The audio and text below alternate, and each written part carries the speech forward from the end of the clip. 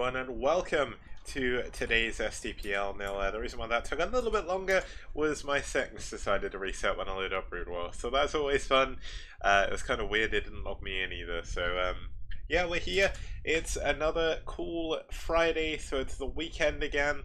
I actually went and saw the apartment that I'm trying to buy, and it was really, really good, so I'll finally be out of this jail cell. I'll finally not have a bed behind me, and life will be much better. So that's good news on my front. But it's also the weekend as well, so that's always good. So what am I doing? That's it. I'm casting STPL. We're going to be starting with aSh versus Rev. Let's have a quick look at the maps coming up today.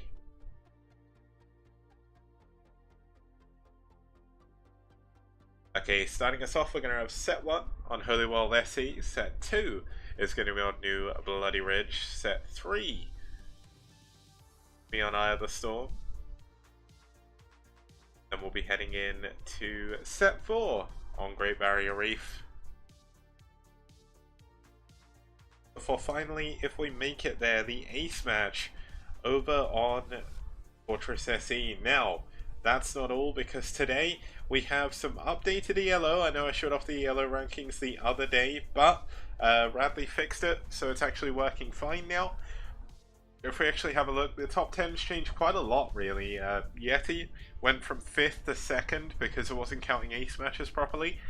So we've got Noob in top, Yeti in 2nd, Scan in 3rd, Kogut in 4th, Ho in 5th, DeWalt in 6th.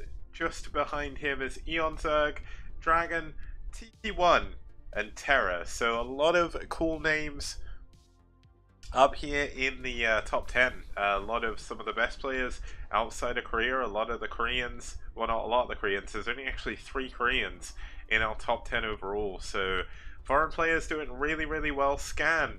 As a matter of fact, the one person who I'm surprised isn't here, but he is a really strong player, is Bjol, and it just is a testament to what's been going on. Oh, cool, Hyunwoo, you've got the gold icon now for your 1 year of subscription. I can't believe... Wait, have you had that the whole time and I've just been blind? I don't know, but it's fine. Okay, so we're going into a couple of cool matches here. I'm actually going to go through the team history a little bit today. I know I haven't shown that off for a while, but first team here is going to be aSh. Now, aSh have done pretty well. Fortunately, they've started off this round with a little bit better standing than they did before. We've got a 2-win streak for them against Bull and BWL, although their Bull match may have been in the last round. I can't quite remember. I need to fix this screen. That's why I don't say it. You've had it for months. Oh man, I'm really bad at noticing things. Okay, I'm not going to look at the history screen because I need to change it. Let's actually have a look at today's matchup. Now, we're starting off here with aSh and Red. aSh not had the best luck, but they're probably the most changed team since the beginning of the STPL. Quite literally, I think everyone minus Dentag is gone. So aSh is purely a new roster now. They've actually got a really strong roster, which they've sent out today as well. So against Red, who have been historically a really strong team in the STPL, they've done really well. They got into the playoffs in round 2. They were close in round 3, and they're doing okay this round. They are actually 1 for 2, but still definitely a strong team. Let's quickly have a look at the rankings for Group A, just because we've not shown that off for a while.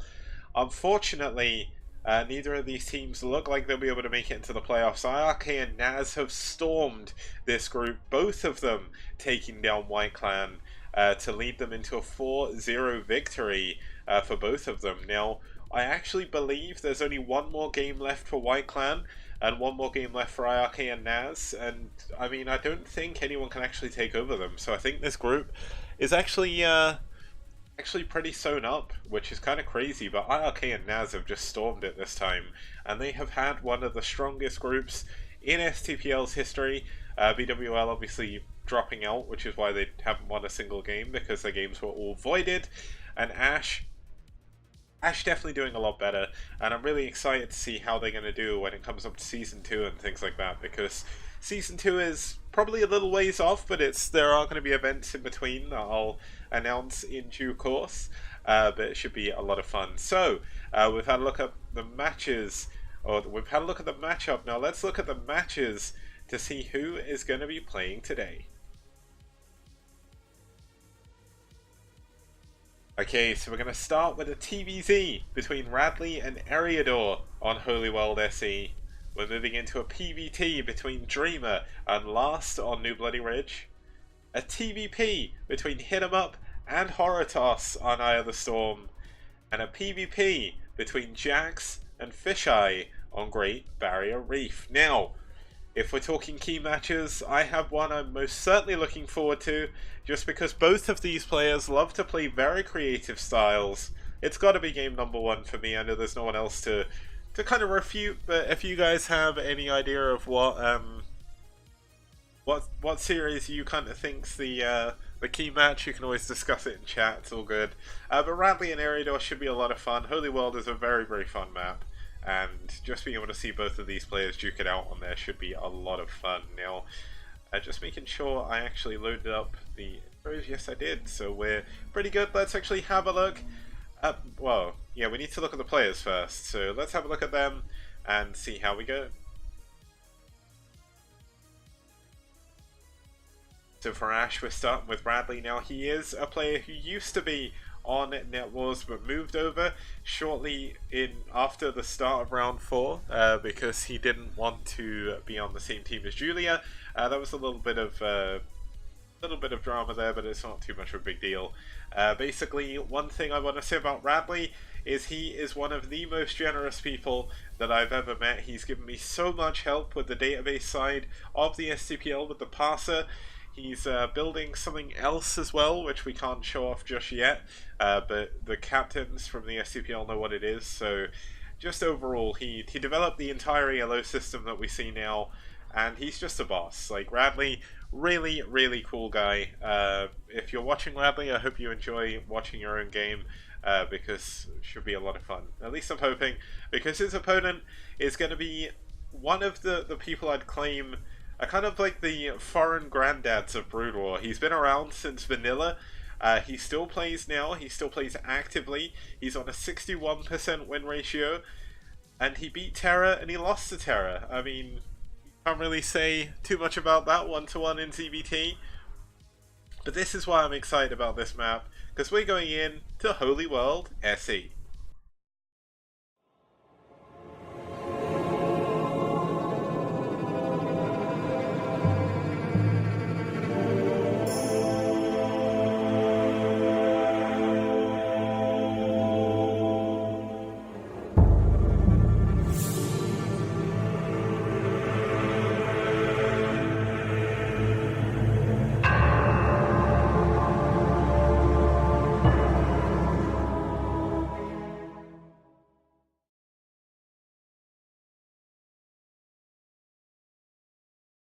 Okay, so I hope that video explains Holy Well better than I probably could right now. But I mean, it surely shows off why I'm excited about watching these two players play this map. Drone, he's known to use funny builds. Well, funny builds, he uses builds that he's kind of developed. When 111 was going around, he was using this Hydra Queen bust style, which was working really, really well for him. He actually used against Terra, I believe, in the SCPL in round 1, and it worked. So, strong build maker. We've got Radley, who went Ghosts multiple times. We've seen him lockdown. We've seen him nuke. Is there anything Radley's not going to be able to do as we get into game number 1? Let's hope it doesn't weigh a ton. Here on Holy World SE.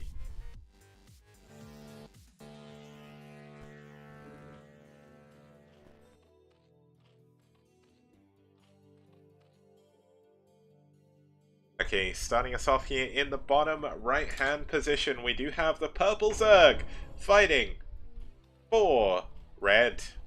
It's Eriador.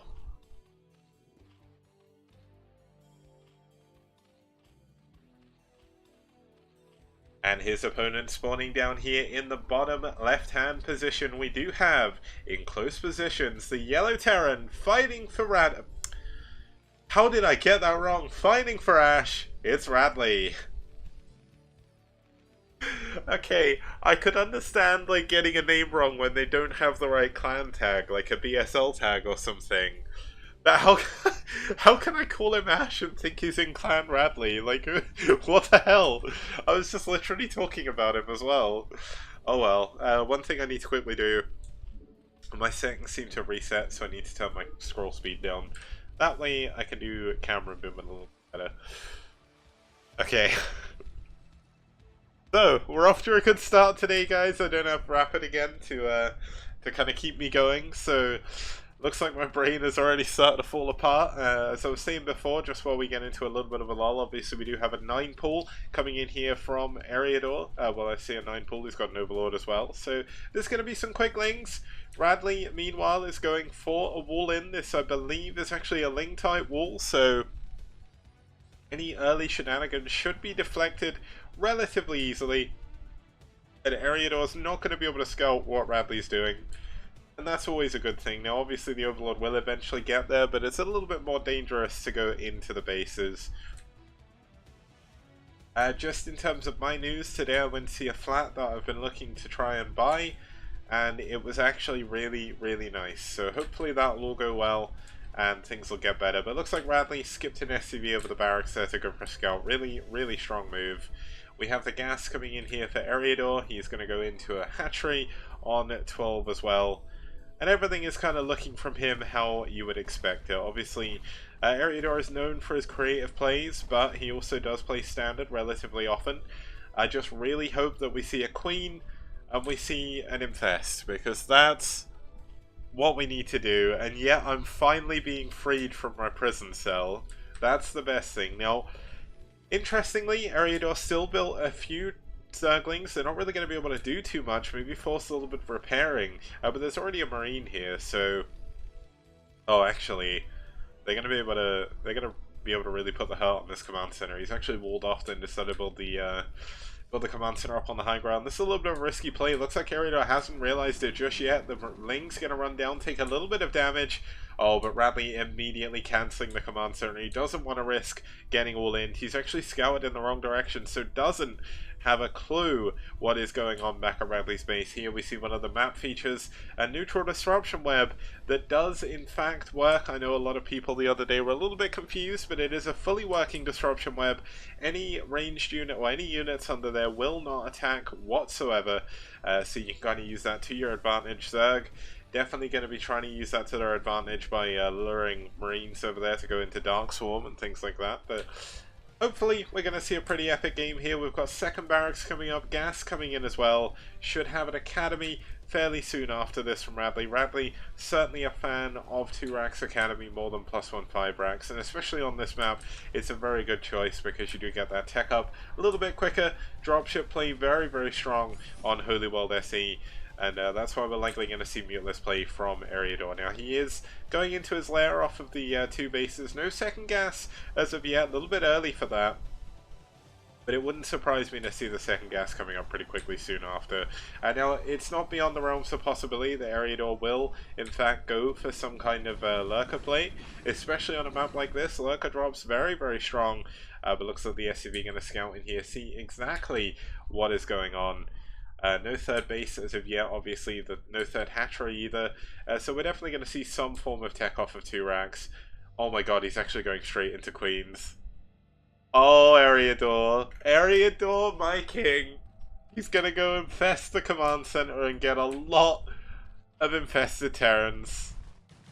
I know that Abby in chat said before, no queens, no balls. Man, Eriador is just going for queens. Like, that's his build. Here we go. Looks like Radley not going to be able to scout this out. He does not know what's coming his way.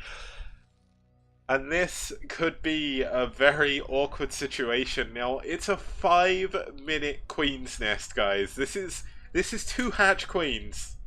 2 hatch queens, hive in 5 minutes. That's the game we're seeing right here. He knows Radley's expansion's a little bit late. Obviously, Radley is going to have a strong push around 5 minutes 30 as long as he's kept up with his Marine medic production. Eriador not really been able to do too much damage on that front. Stim is a little bit late. I think Radley got thrown off a little bit by his command center being taken down early, but Radley's just kind of sitting tight. He does have 2 possible bases to expand to. But this is just the best thing. Look how majestic this building is.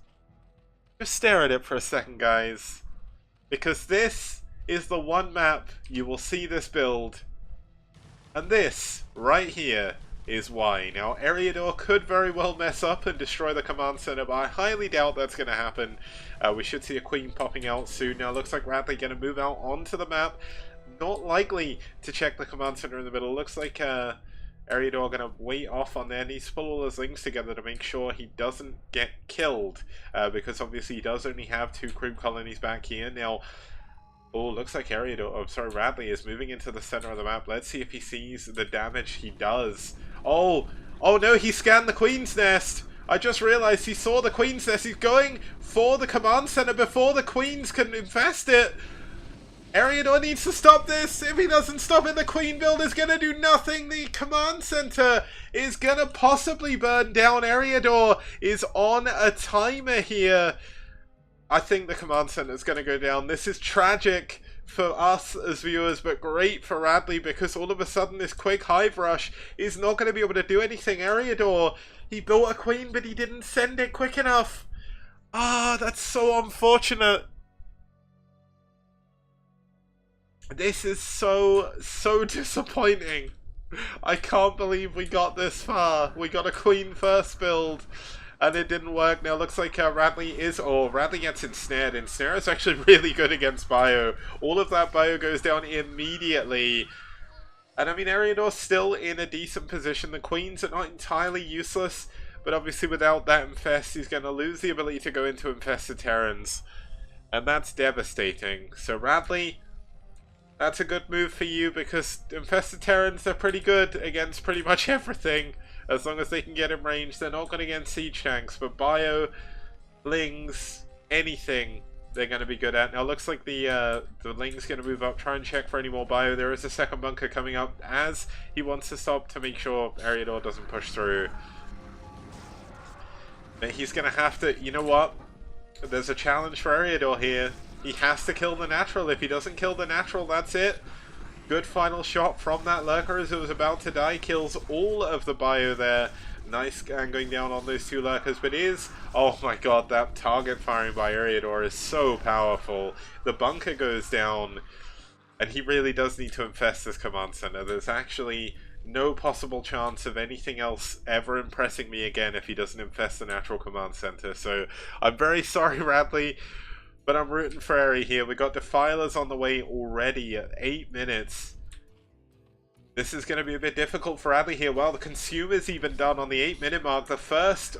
Okay, I think he's actually going to get the neutral command center. Or he's going to get the command center here. I don't see how Radley can deal with this. He doesn't have nearly enough splash. He doesn't have any science vessels just yet.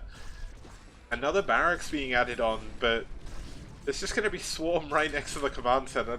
Oh my god, this one marine taking on so many lings before it goes down. 2 of the medics going to go down as well, but this one lurker, there's absolutely nothing that Radley has that can kill it. 6 kills on this lurker already.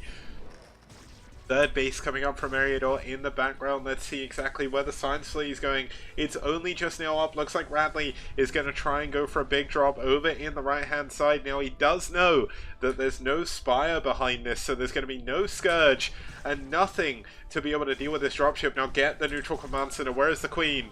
Where is the Queen? Here it is, over by the thing here. Is there another consume? Is there another consume? There is another swarm. The Defiler goes down before the swarm finishes though, and these 2 tanks worth their weight in absolute gold. But here we go, the drop going into the natural. 2 lurkers are going back to respond, but is the target firing good enough? No, it's not. Looks like paying attention to his front, trying to deal with the attack, loses all of the bio on that drop. The lurkers at the front going to go down. The command center is not going to burn to death, unfortunately, so no Queen. But the third base of Eriador only just now coming up. No drones over there as of yet. So Radley, if he can hold on to this base, is still going to be in a relatively decent spot. He's actually still ahead in supply. Eriador did lose a good few drones to that drop over here. And this is where things get a little bit dicey. We've got a Spire coming in. We should have some Evo chambers coming up eventually here. for... oh, looks like we're going to have another ensnare. There we go, ensnare, green goo, slime all over that bio. Gonna take a good number of lings to take that down still. But the Lurker's moving in. He wants to get this command center so badly, you can just tell. He's jumping down on the tanks now. Can he get both these tanks? There's no scan. There's one scan, though, on this command center. He's not using it, unfortunately. He doesn't actually have any units to deal with it. There is a science vessel. No irradiate as of yet. The tank down here. But the Lurker's getting so much damage on. Oh, the command center's burning. Does it need to go orange? I think it needs to go orange or red before I can get infested, but... is there an orange? I think it's just red. Either way, it's getting closer. Radley's not repairing it. But a lot of idle SCVs at the moment. Third base coming up for him. Two drones now over at the third base for Eriador. Adrenaline upgrade should be done for the Zerglings at the moment. Now, let's see. I'm watching this command center because eventually it's going to have to go down, even if he has to build Mutilus to go and do it. Or a Guardian. Just get a Guardian over here and just do it. But it looks like Radley showing off his love of Boxer here. Going to go in with a Science Vessel with enough for a defensive Matrix. He's going to throw that D-Matrix down on the dropship if it comes into any danger here. Looks like some Scourge going to be coming down. Can he get the dropout in time? Looks like the vessel... gonna be in position. All the units get down. The vessel gonna go down though. That's not gonna help him. And here we go. Looks like another slime going down on this bio. Look at the difference it makes to the fire rate. All of a sudden Marines run around really slowly. They fire slower. And all of a sudden Hydras... Okay, this is kind of a funny fight. If he'd have got all of his Marines under there, the Hydra wouldn't die. Oh my god. Imagine if that fire bat was there in the fight. That was a little bit unfortunate for Radley. Radley's still in a very, very good position. Radley's upgrades, he should be getting 2-2 at this point, I believe. No, he's actually going for 1-1 now. And he is repairing this command center, so he knows that this is going to be a problem. Another couple of queens coming in here. He could start broodlinging. There we go, broodling on that tank. Could get the broodling on the other one as well, but the queen gonna go down. Oh my god, the ensnare gonna keep the queen alive on 3 health! As he gets away with that. The vessel coming in though. This could spell disaster for these 3 queens with the vessel. Looking for a more higher priority target. Gets one of the defilers here. Looks like another swarm gonna go down at the front. Ensnare lasts an absolute age. This is another load of units going down for Radley. He's got a lot of barracks. He's got a third base. Should be able to see a fourth base coming in pretty soon from him. So he's still in a decent spot, but obviously the more damage he takes, the more these queens, the more the lings, the more the defilers can do, the better things are going to look. But look at the economy of Eriador. No drones really at the natural. Idle drones here at the third, and Radley is certainly in a good position economically. He did lose a lot of SCVs, but he's doing a really good job building them again. And there we go. That is the power of Ensnare going down on that bio. Never say Eriador doesn't show us anything cool, because we've seen ghosts from Radley and we've seen queens from Eriador. Things can't really get better than that. And there we go. Looks like the first 3 lurkers going to try and get back down into the natural. A lot of fire bats being added on to try and deal with these lurkers under swarm. He needs to target this back tank. If he targets the back tank, he can actually hit this under swarm. Because if you'll notice, the units or the tanks fire in front of the unit, so he needs to target this back one, but he's got no vision of it, I don't think. But here we go. Looks like Eriador going to be moving forward. A nice... Oh, he's actually irradiated one of the queens now. Oh, vessel's coming in. Oh, don't get the vessel. That was close. Parasite going down on that vessel, though. Making good usage of that queen's last remaining energy. Looks like a drone did go down on this 4th base attempt here. And an Ultralisk cabin going to get scoured out by Radley. This single Marine somehow managed to get all the way across the map.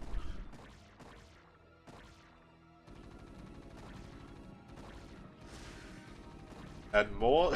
Wow, this Marine gets 2 drones before it gets taken down. That's a little bit unfortunate. 4th base now coming in. This is prime location to use the Queen. He needs to use the Queen on that. Like, I'm just saying. Just saying, you know. We've got an SCV carrying the gas here. I know that Cadency once said these were oil barons. The oil barons supporting the Terran force from the front. Gonna take that gas with him. Maybe he's gonna throw it at the Zerg and explode it. That'd be really, really sick if you could do that. But also probably kind of OP. But looks like we did have another Broodling going down on one of the tanks or something. Didn't see what it was. But with Ultras on the way, Eriador's still on 3 bases. We've got a 5th base attempt coming in here from Radley. He's going to be able to float this over to the other base. And yeah, Rapid is at Weggle, which is the world... I don't even know. Maybe it's Esports Gaming League or something. Oh, but looks like we are going to have a drop going in the top right. Oh my god, could he actually... Could he ensnare it? Ensnare is a very slow projectile, I think. Looks like the drop is going to get up into this top right position. We've got ensnare going down a lot of the bio. The vessels all ensnared as well. That's going to make them a lot harder to move around. Scourge should be able to come in and clean this up pretty well. But looks like all of the lings are going down. The lurkers under the swarm gonna eventually go down, but doing a lot of damage to this bio. But here is the real story. The big drop in the top right hand corner. Nothing can save these drones against the Firebats. No amount of consume will deal with that. Firebats doing so much damage up here. 1-1 upgrades all that are here for Radley, but Eriador certainly did wait a while with his upgrades, so that's going to hurt him a lot as the game goes on further. But here we go, the lurker underneath the swarm, going to go down eventually, but things are looking so good for Radley.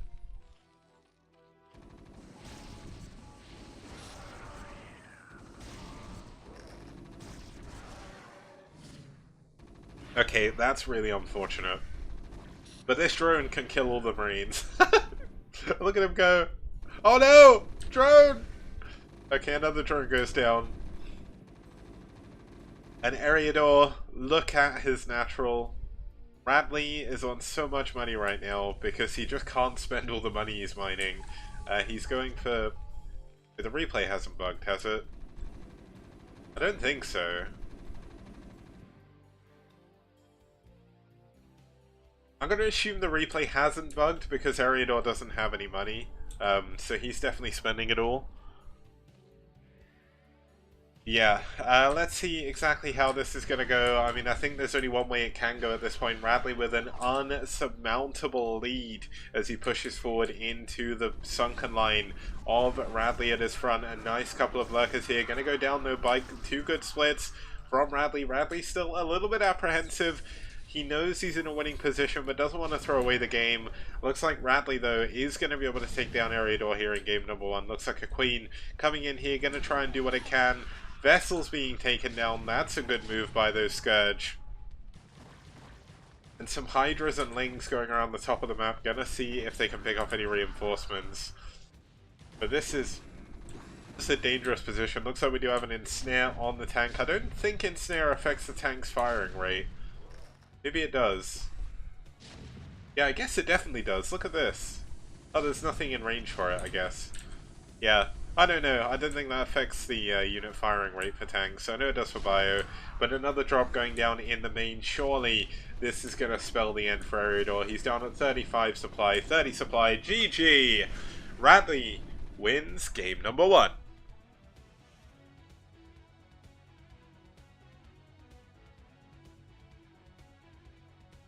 Now, I mean, I can't help but imagine that a lot of that was actually decided early on when Radley scouted out that Eriador was attacking the command center. He also scouted that Queen's Nest was on the way, and he just went and killed the command center in the middle of the map. Maybe if Eriador could have got those infested Terrans up, he could have gone for some big drops, but Radley just had the initiative after that failed, and that's why Queen Rushes are so dangerous. Yes, you get Hive really quickly, but you delay upgrades, you delay units. He had Defilers with Swarm around 8 minutes at Radley's Natural, which is insanely fast.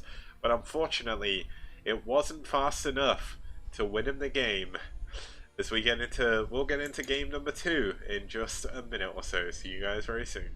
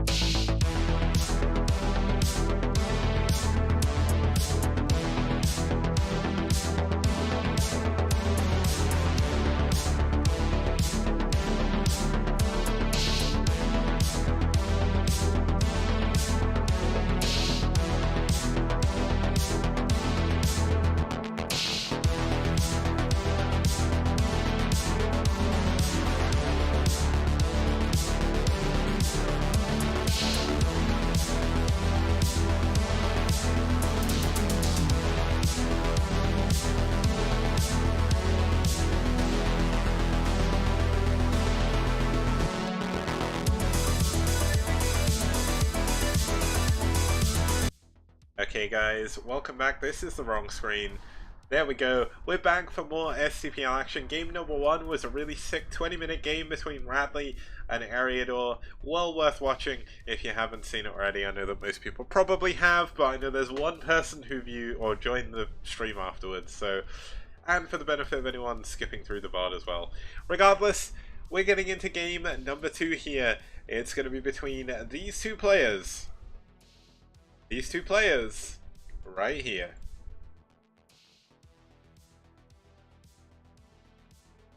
Okay, so for aSh, we are going to have Dreamer. Dreamer was the previous MSJ, Captain MSJ, dropped out at the end of round 3 when they realized they didn't have enough active players. Dreamer has been a really big asset, joining aSh, doing a really good job since he's joined them. He actually beat Yeti, and he beat Batorsai as well relatively recently. So Dreamer, a very good player here for aSh, and a really big addition to their roster. And his opponent for Red is going to be Last. Now, he does have the same name as a Korean pro gamer. He is a Korean himself, but he's not the Last from STX Seoul. He is indeed a different Last, but he's still a strong opponent here. He's got a 66% win ratio, and he's beaten some pretty good Protoss players. He's actually 2 for 2 against Protoss at the moment. He'll be looking to improve that as we get into our second map. It's New Bloody Ridge.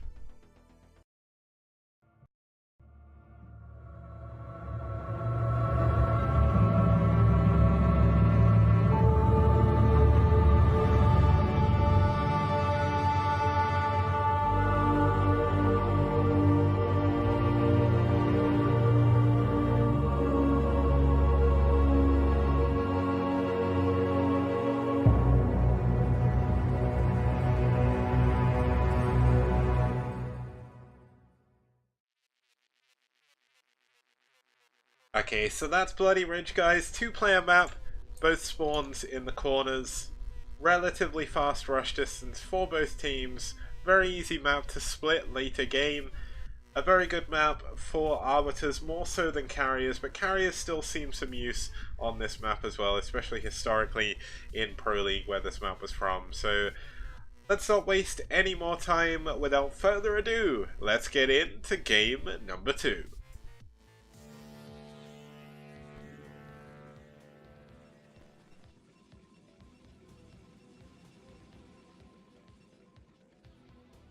Okay, starting us off here in the top right-hand position, we do have the yellow Protoss fighting for aSh. It's Dreamer.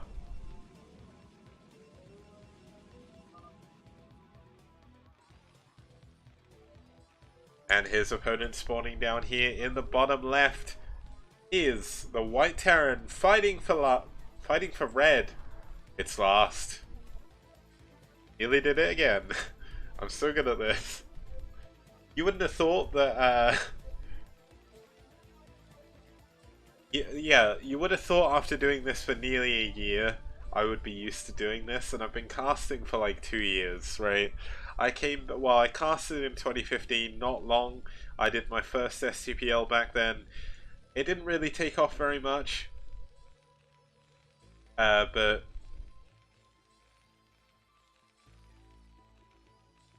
yeah, it didn't really take off very much. Basically, the STPL started as like a fancy league where what you would do is sign up as one of your favorite players' IDs. So just to give you an example of one of the players in the last game, Radley signed up as SK Telecom T1 Boxer, and then we had like the overlay. You kind of see it a little bit in the intro video for round 3, but I'm going to kind of bring it back to the playoffs because it's kind of like the history of the STPL, really. So from there, I had a break from casting and Brood War really in general. I came back at the beginning or the end of 2016 and started thinking about hosting tournaments again. And I've tried to bring back STPL, but no one was kind of interested, so I left it. I decided to host some weekly cups for a while. Managed to get involved with Sale and casted with him for a while as well. Then I did the TL Opens, did Zotac Cup. At least I did Zotac Cup online anyway. I didn't get to go to the main event, unfortunately. And this is an AlphaGo. But yeah, so I ended up bringing back STPL March last year because I was like, I really want to do a team league. I like doing weekly cups, but nothing to me is the same as what Pro League was, and that's kind of where I decided to bring back STPL. I was like, you know what? There's room for a big team league. You have BWCL, but to be honest, it's a really good tournament, but no, it's not really casted too much. It's not really advertised too much, and it's like, to me, it never really captured the magic of what I wanted to see in a team league. And I think, at least I hope, that's what I've been trying to do with STPL. Obviously, we're still a way off. We've got Last going for a factory, well, not a factory expand, going into, I believe he's going to go into a factory here because he's walled off with his racks, but it could well be he's going into just a +1/5 racks behind this, but his gas a little bit earlier than maybe you'd normally see. I'll have to see exactly what he's going to do. Is he going to add a factory here? Looks like he's saving up his gas. Last time we saw last player TBT, or TVP, wait, oh my god, we're on a TVP, we're not on a TVZ. What am I doing? Sorry, my bad, I thought we were still in the last game. Oh, why am I messing this up? It's funny, but yeah. Brain is mush. You know what? Brain is absolute mush. I'm kind of super excited about moving, so I've got that on my mind at the moment as well. But looks like it's going to be a 1 racks fast expand into a couple of factories here for Last. So very, very standard build. Looks like we are going to have a 21 next coming in here for Dreamer, a 28 next even. Looking at the wrong supplies. This is a very standard build as well. We are on a 2-player map, so both players did know where they spawned initially, but we're not going to see anything super aggressive. Now, obviously Dreamer's going to try and put on a little bit of pressure with these Dragoons when range comes up. Forces, whoa, he needs to pull back. He doesn't want to take any hull damage on those. Does pull back in time, but just wants to force Last to kind of use as many minerals as possible early on.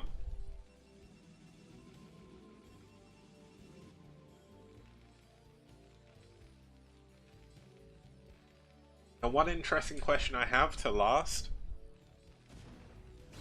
does he decide to go into Vulture first, or is he going to go into Tank? I mean, yeah, there we go. Tank and Siege mode coming up. Should see a second machine shop coming in from him. Very, very standard. Going to need to make sure he keeps this bunker alive, though. Otherwise, Dreamer could have a very, very quick win. That 28X going to start to come into fruition soon. We've got the Robo coming up as well. Wouldn't surprise me to see Reavers on this map, but obviously it could just be for a quick observatory. But with another gateway coming in, that's going to mean 2. Dreamer is just playing as safe and as standard as you possibly could when you're going for 21 next. Now, he's not going to be able to break this bunker necessarily, as long as Last does repair it. Looks like this tank going to be needed to micro back and forward, but very dangerous when you have such a small area. Waiting for Siege mode instead. This is the safer option. And the Dragoons need to pull back. Once again, Dreamer not taking any damage on those, so really, really good reaction timing. He obviously took 1 shot, but it's only shield damage. And that's nothing you come back from. It is going to be an observatory. No Robo, no Reavers here, at least for the time being. And I mean, I don't know how many more times I can just say this is looking very normal. We've got the Academy coming in from Last. 2 factory tank production. Likely going to go into a 3rd base very, very quickly behind these tanks. He'll sort of edge his way forward. 3rd base coming in from Dreamer relatively soon as well. He's going to be saving up his minerals for that. What else is there to say? I must admit, this is one of the things about having a co-caster all the time that makes things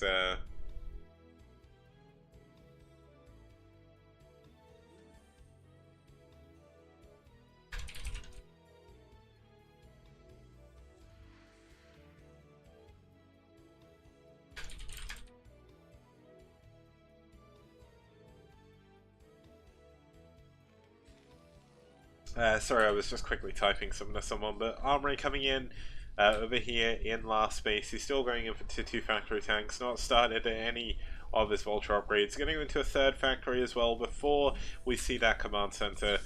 And even then, that isn't necessarily that crazy. Command center off of 1 or 2 factories is more common, but you can actually see sort of 5 factory expands and things like that. So let's see exactly what's going to go on. Dreamer, of course, sat quite far back. We do have a scan coming in the main. Gonna see that there is in fact a Citadel coming in and a Forge.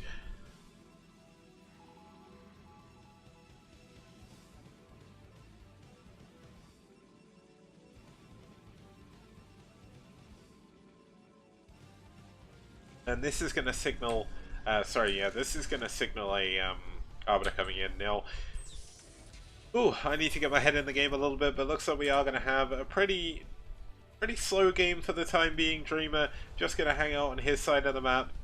Third command center coming in. Not really any aggression coming in from either player. Double observer going to be seeing absolutely everything for when one observer isn't enough. You get double detection, double the fun. Third base coming in from Dreamer. Now Dreamer is playing a little bit greedy, possibly. I mean, it is a very fast expansion to be taking, but last kind of isn't pushing forward or doing anything, so Dreamer is a little bit of a better position now. Kicks died again. I think I did, you know. It's just, it's really difficult sometimes when you're solo casting to try and find someone to talk about when nothing's happening. And that's when, like, the years and years of experience of, like, the people who have been casting for a very long time come in. And also just cast of other games. There's usually other stuff you can be talking about. I mean, it looks like Last is doing a pretty decent job laying some mines around. I'm going to restrict the movement of Dreamer.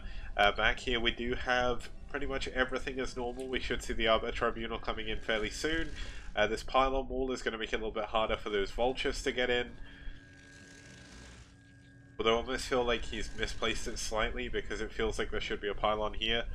But vultures just kind of moving around, roaming around the map. Third base going to be heading on over here to this third base. And just a lot of units being produced from both sides. Looks like Last has done a pretty good job keeping up in supply with our Protoss player here. There's only actually there's only 3 gates at the moment, which could be a little bit problematic. No second gas as of yet as well from Dreamer.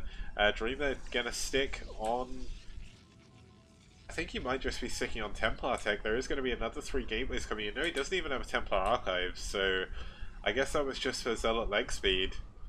He does need to add his units on, but here we go. Looks like we are going to have Last pushing across the map. I did miss this slightly, but Dreamer getting on top of all the units with a lot of Zealots. And this big push is going to get taken down. GG! That was a slow build up and a very, very quick end to our second game there. But it happens. You know, it happens sometimes. We can't always have, like, super exciting games like we had in Game 1. I don't know what else we can say. It looks like I didn't change the set box transition, so you get to see that again. But yeah, I mean, what else is there to say? Quick game. Whoa. Relatively quick game. Long build up. Very quick end. Last, unfortunately, pushed a little bit too early. Should have maybe sat back a little bit longer and waited to get maxed. I don't know if he got impatient or if he just thought he had more than he did, but that definitely wasn't enough for Last to push forward. And that is going to give Dreamer the win in game number 2. So if you give me a couple of minutes, or not even a couple of minutes, if you give me a minute, I'll load up the next replay and we'll get straight in to game number 3.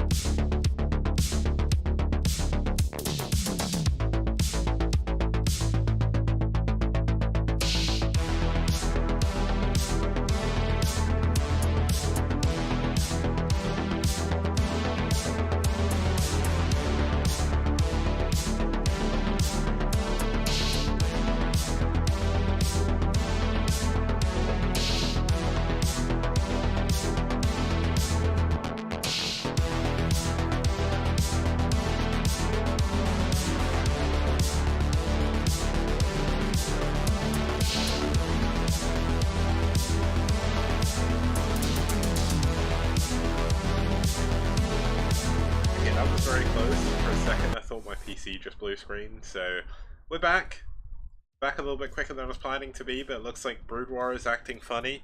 So whenever I wait, has my memory leaking? This happened before. Yeah, my memory usage is quite high, so if the stream starts lagging, I do apologize. I'm going to try and close what I don't need open. because there's a few things that I'm running which I can probably close down, or which would be better. Chrome memory leaks every once in a while, which causes problems, but we're going to get into game number 3 here. It's going to be between Horatoss and Hit 'em Up, as you would have seen in the top left-hand position of your screen just now. Looks like that actually did help what I just closed, so that's good. Let's quickly introduce both our players here as we get into Eye of the Storm. So, have a look, who have we got? I say that, and I can't click the menu. It's all going well today. So, here we are. So, starting us off here for aSh, it's going to be Hit 'em Up. Now, Hit 'em Up is an incredibly strong player for aSh. He's done very well. 75% win rate overall. He took down Drew, he took down Jaeyoon, he took down Seriosity, and he lost to Noob, Kingpin. No, he won against Kingpin. He lost to Noob and Bonneth, so really good win rate for him. Obviously, he's not got the largest of sample sizes. And his opponent on the other side is going to be Horatoss. Horatoss hasn't really played that many games. He only played one Terran versus Protoss, or Protoss versus Terran, where he lost to Gyro, and he lost to Arcneon as well. So 0% win rate for him, unfortunately. But still, a cool player to watch. He did join Red for round 4. And let's get into our third map here. It's Eye of the Storm.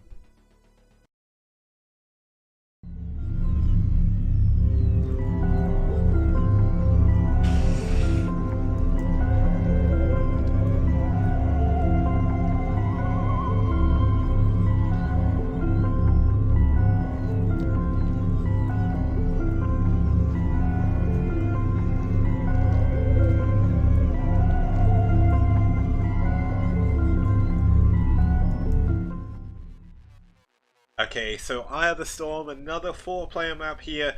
4 corners of the map, upper and lower mineral-only bases and gas bases to the side.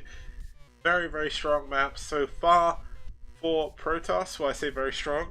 We're actually 3 for 2 in STPL stats for Protoss versus Terran. So let's see how Horatoss is gonna do. Trying to think of a good pun, but let's get into game number 3.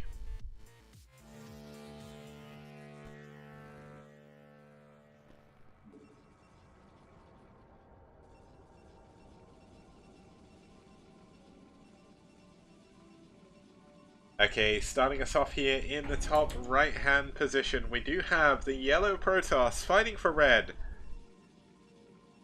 It's Horatoss. And spawning in the bottom left-hand position, we do have the blue Terran fighting for aSh. It's Hit 'em Up.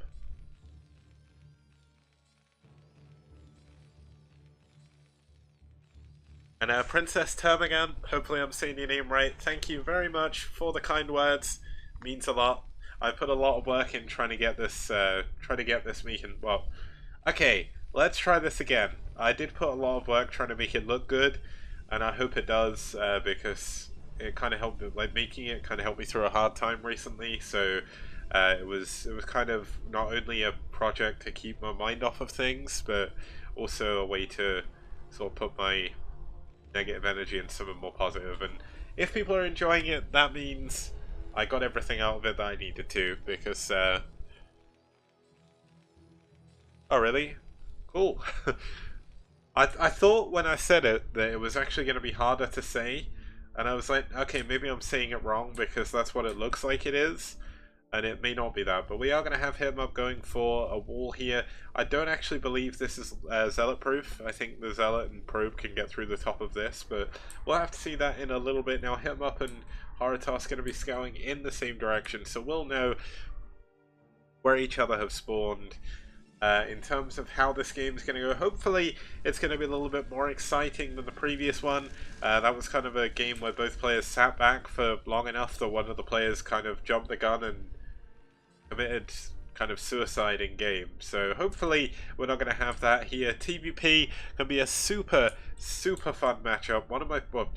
I'd argue and say that TVP is my favourite matchup in the entire game. I know I'm possibly one of the weirdest people for saying that, especially when I really love TVT as well.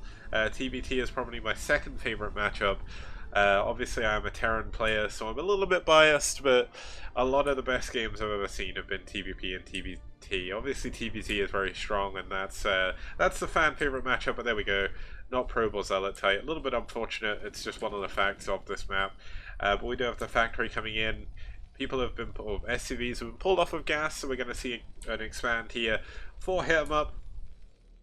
This probe going to be able to run around, be an annoying little twerp as he gets chased around by the Marine. Obviously this is going to go down eventually if he doesn't get out of the base, but he should be fine. Probes seem to have infinite health when they're sort of running around, but look, oh, nice block by him. I'm going to take down that probe. That's a little bit of a problem here for Horotos, who would have liked to get that probe back at home, back on the mining line.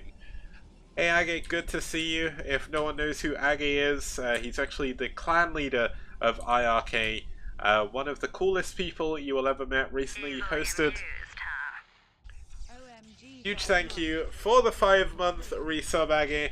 I was going to say that you actually recently hosted a LAN for your teammates. I know there was only 3 of them that could come, but he actually streamed constantly for, I believe it was like 48 or 52 hours or something, and we got to see like Marwin, Norgrim, aGe, and who was the other one? What's the other person? I can't remember. 52 hours. Marwin, Norgrim,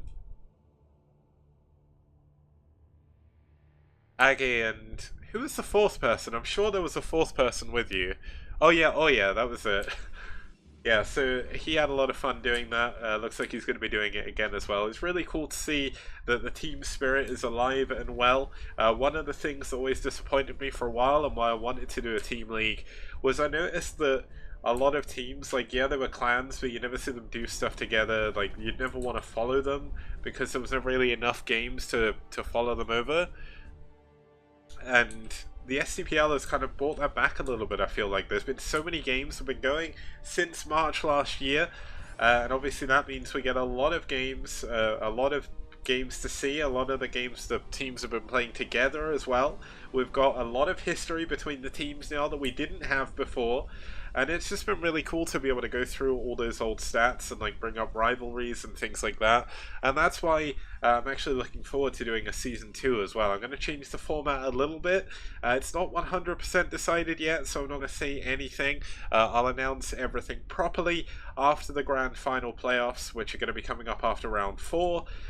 We should have a good amount of games here. Looks like we are going to see him up pushing forward with a strong FD push here. Going to go with 2 tanks, 7 Marines. Obviously does need to be careful, but this is only 3 Dragoons right now. And that's when things get a little bit hairy. 3 SCVs going to be soaking up a lot of those Dragoon shots early on. Looks like the pullback micro hasn't been perfect from Horotos. It almost feels like range isn't done, but it should be. I did see it going, but there we go. Looks like range is in fact done. But this push has got a lot of ground, and this is when you need to start worrying as Horotos, because all of a sudden you have a Terran who's going to have mines, who's going to have a lot of Marines still, and 2 tanks with siege mode right outside your natural. Now the Marine's going to have to make sure they stay alive, but this is a strong position for hit 'em up to be able to hold. Looks like he is going to be able to reinforce with a Vulture here. Looks like mines were not researched. Oh, they were. So we got mines in siege mode. I didn't think it'd be that quick, but mines are going to make this a very difficult position to break. He's going to try and pull the Dragoons back into these tanks. This bunker is obviously going to be a very good staging ground for any additional push. So it looks like it's just Vultures coming out here for now. He's going to need to start adding tanks on. He's got his natural expansion coming up. And things are looking good right here for hit 'em up. Obviously Horotos hasn't taken too much damage. The Observer, this always feels bad when I'm playing Terran and I'm like, yeah, I'm pushing in, I'm going to put all these mines down, and the Observer comes out, and because I went a weird build, I've got no protection. And we're going to have Armory Academy coming in at the same time. Looks like this tank is in a position to shoot at this Nexus. An engineering bay being added on at the front. This will allow him to get turrets. And also going to create a choke point here, which is going to make it very, very difficult for the Protoss player to break out. We should have the third tank coming up here quite soon. Looks like it is going to be chilling out back at home for a little bit. Obviously doesn't want to overcommit. This is a very, very clever push here by Hit 'em Up. Now we are going to have a shuttle coming in. There's going to be 4 zealots, and this is going to be quite difficult. Oh no, the mine drag could be massive here. He needs to be very, very careful. We got 5 gateways worth of production. Citadel of Adun up as well. Now, are we going to see a break? Is he going to drop onto it? Looks like I accidentally turned off Hit 'em Up's vision. Here we go. Looks like the... Oh! Zealots not getting the mine drag they wanted, but that position is completely cleaned up. This engineering bay is going to go down as well. The Nexus was so close to dying. If he had committed more with his second tank, maybe he could have taken that out. But luckily enough for Hit 'em Up, he didn't go all in with that. I almost feel like he should have and just sent more units up there. But he's got 2 tanks back here to defend.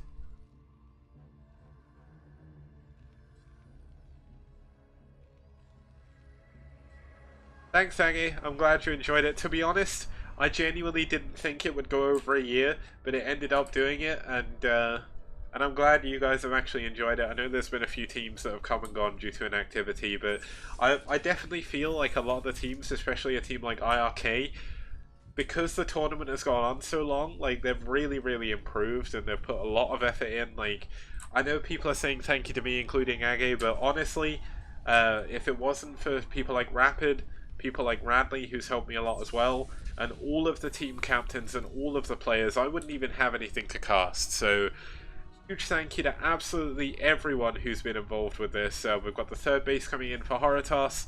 One thing I'm going to do for the grand finals is they always do like a speech at the end of the OSLs and stuff like that, and I'm going to do a big speech. It's going to be dumb. It's going to be a little bit emotional probably, but I'm going to get a speech ready, and I'm going to do it for the finals of Season 1, because this has been a really, really fun journey for me. It's been a few... you know what? I'm going to ruin what I'm saying in the speech, so it's fine. Well, I'm glad you found it. It's a good time to jump in. We're coming into like the end of round 4 now, which will mean we'll have the finals playoffs for round 4 decided. And then very possibly we will end up seeing, well, we will see the grand final playoff shortly after. It's not been decided if it's a round of 8 or a round of 4 as of yet. But Cadenthi, although you say you're trying to kill off the clans, I hate to tell you this, but Red is alive and well. FBW is alive and well as well. And unfortunately you are not able to kill Foreign Brood War.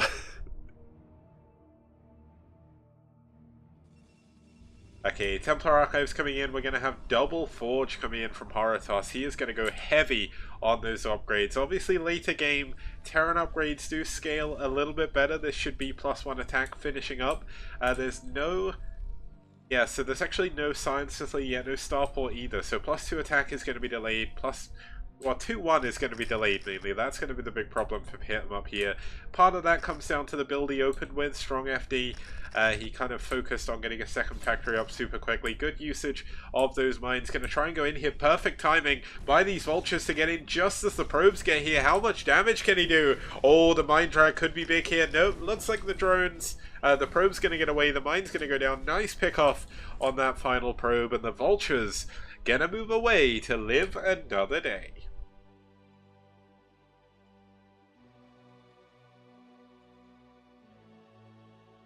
Okay, so it looks like we're going to have him up pushing out on the map. He feels like he has enough to take down this third base. He's got good map vision, but could this be the same mistake we saw from last in the previous game?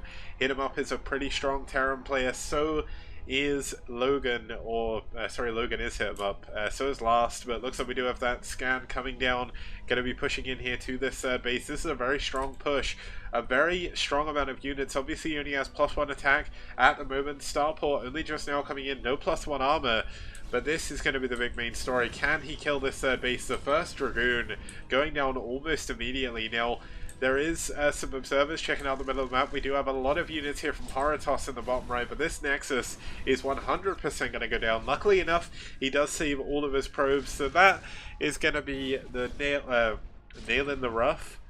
No, it's the diamond in the rough. Why would it be a nail in the rough? That's like certainly an English saying, not the nail one though. But diamond in the rough is a kind of cool pun that I use. Well, it's not a pun, it's like a... I don't even know what you call it. It's a turn of phrase that I use quite a lot. But there we go, looks like we are going to have Horatoss cleaning up these mines out the front. Sadly, Horatoss has only just now noticed these units are here. Now, Hitmup has kind of achieved what he wanted to do. He's cut back Horatoss, he's put him back on one base. Now, Horatoss does have a lot of units.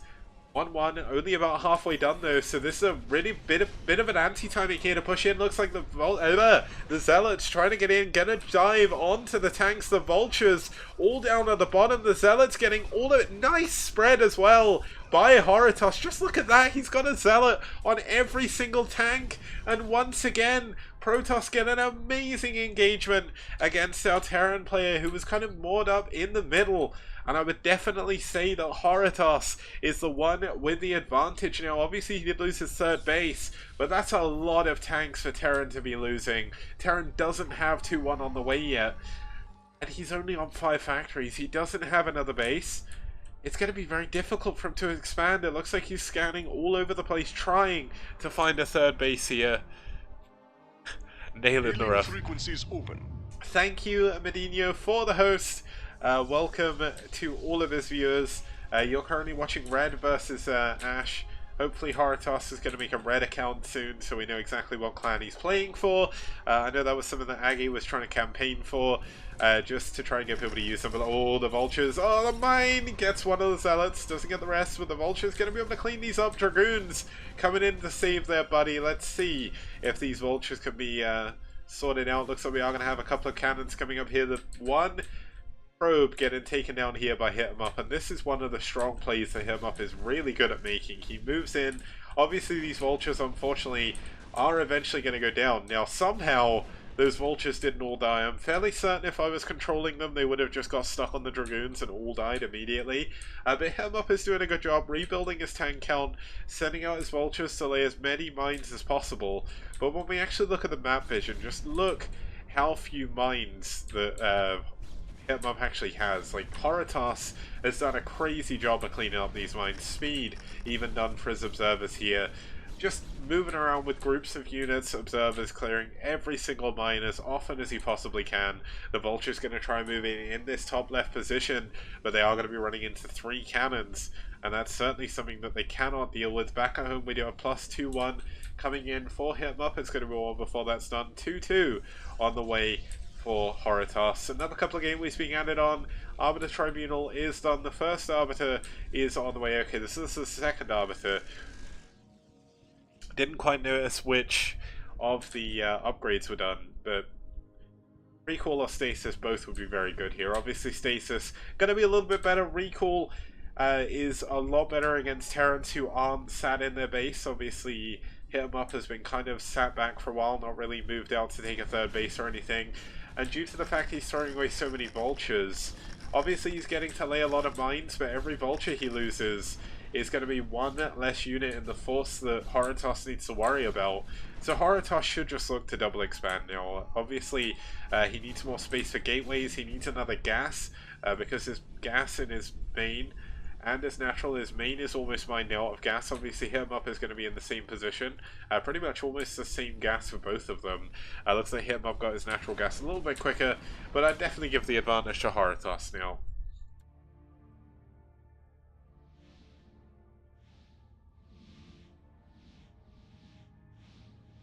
Okay, with these two Arbiters coming in here, the first Arbiter does have enough energy, likely going to be for Stasis in the way he's moving out. Second Arbiter almost finished. Doesn't look like Recall was in fact researched.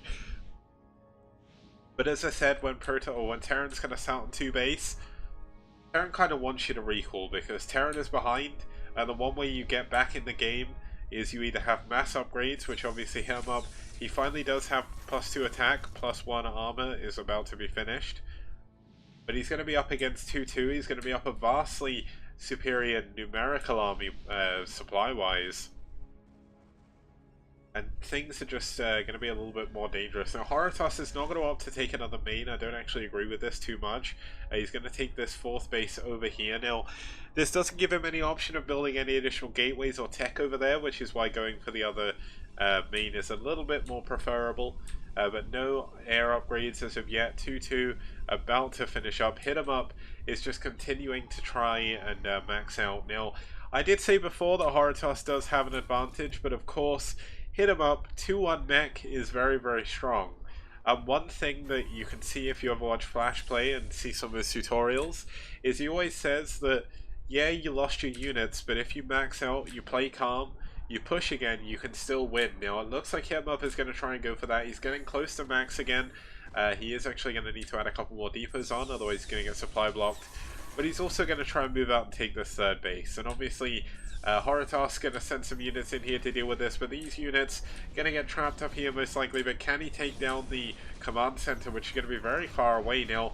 This command center was actually built down here, but looks like we are going to have a stasis field coming down on top of the units. The vultures in the wrong position again. Horotos with his zealots just getting in the perfect position every single time, and a lot more tanks going down for Horotos. Obviously, looks like Hit 'em Up is keeping up in supply here, but Horotos just has so many units out the front.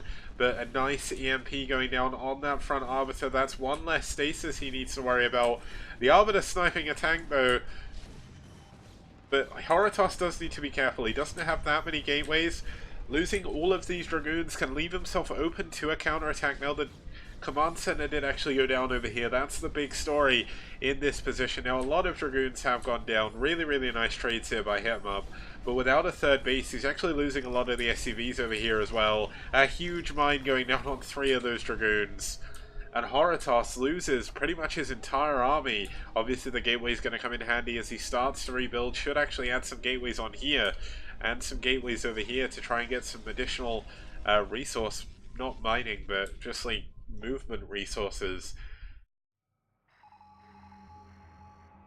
And yeah, things are definitely looking rough for Hit 'em Up. Obviously, he still has a ways to go. He still has a good number of tanks. They do have +2 attack, +3 attack not on the way, +2 armor not on the way either. Horotos, though, is actually getting kind of broke. He doesn't have much mining in his main. His gas is depleted at his main.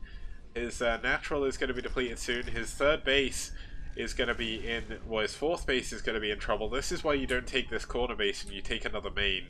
Because look how easy it is for Terran to push into here. And if we zoom out a little bit, you'll see this actually just 2 little chokes here. Now it looks like we are going to have to see Hit 'em Up try and push forward. Look, let's see how the mines are. Good mine going down on top of those zealots, but the zealots once again getting through. A huge mine hits though on those back tanks. Nice stasis. The Dragoons coming in from the back, the zealots coming in from the front. A nice EMP on both of those arbiters again. But everything gets cleaned up once again. GG, Hit 'em Up taps out, and Horotos takes game number 3.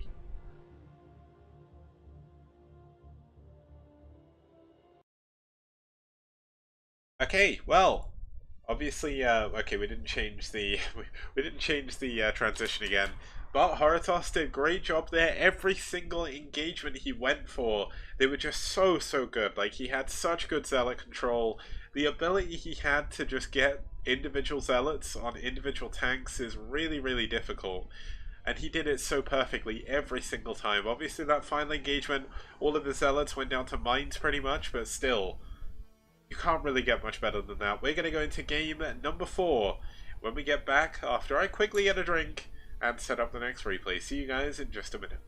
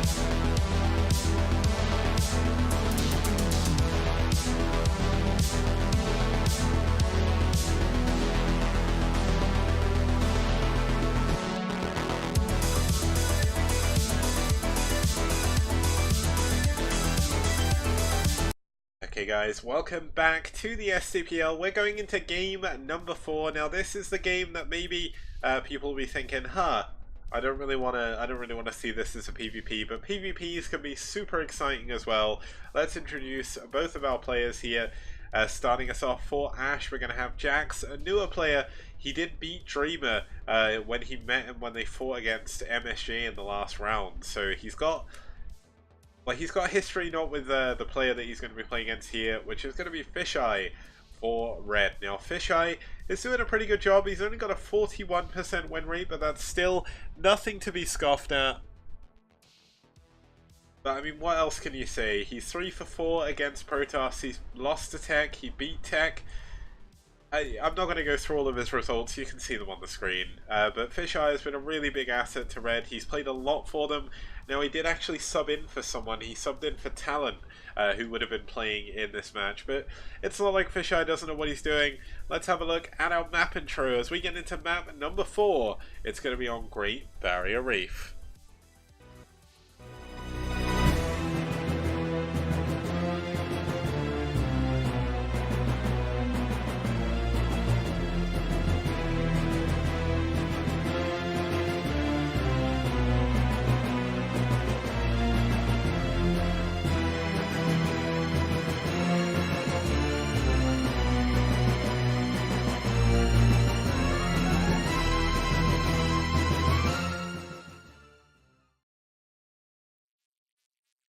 Okay, so Great Barrier Reef, a 3-player map. We've had 3 PvPs on here so far. We saw Noob take down PRL, Marine take down Drew, and Telecom take down Talent. So I think that's why Talent was going to come out here again. He's played on it before. But not really too much to say. It is a PvP. There's a lot of airspace around the edge of the map. And it's funny how Aggie posted the 6-minute curse thing. We've not had any 6-minute games today, but it's a PvP. And one thing I will say about what we've learned about PvP throughout the year of STPL we've had is the fact that PvP, it can end in 6 minutes. Let's just say that. So without further, okay, I'm not going to say without further ado. Let's hope this game isn't going to be a bore as we get into game number 4.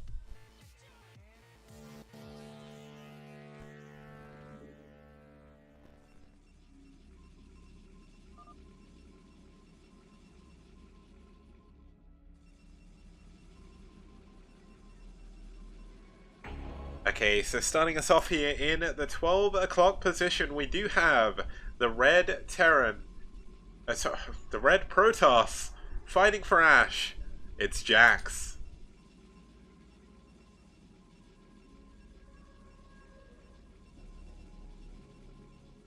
And his opponent spawning down here in the bottom right. Yeah, spawning down here in the bottom right, it is going to be the blue Protoss fighting for red. It's aSh. Now, it's funny you should say that, Hey Trey Phil, or Hooray Phil. I still don't know how to say your name properly. Is it Hey Trey, or is it Hooray? You know what? It's fine. You have a good name. It's a good name. I appreciate it. And yeah, so I did kind of say without further ado, but one of the things I'm trying to do is stop saying that so much. And the funny thing is, I was watching the, I think it was, Rapid was either casting ASL, it was either ASL or GSL, I saw him casting, and he said without further ado, and I'm like, oh my god, I'm rubbing off on him on the wrong way, like, this is not good. I'm polluting Rapid's mind with my terrible, terrible English. Like, well, without further ado isn't bad English, it's just obviously when you use it all the time, it does become a problem. Now, both of them going to scout each other out first. We are going to see mirror builds on a mirror match once again, but looks like the gas is going to come up quicker for Jax.